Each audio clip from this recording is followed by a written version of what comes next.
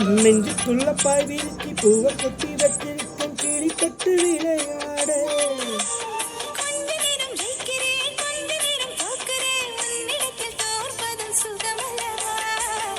கண்ணே உந்தன் கண்கள் பார்த்து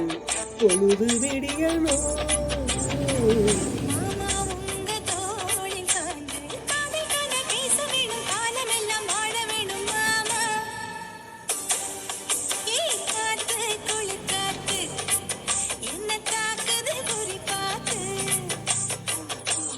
விட்டு விட்டு வீசுதடி தொட்டு தொட்டு பூசுதடி ஒட்டி நின்று வரசி நின்று தீய கொஞ்சம் முட்டுதடி காத்து புலி காத்து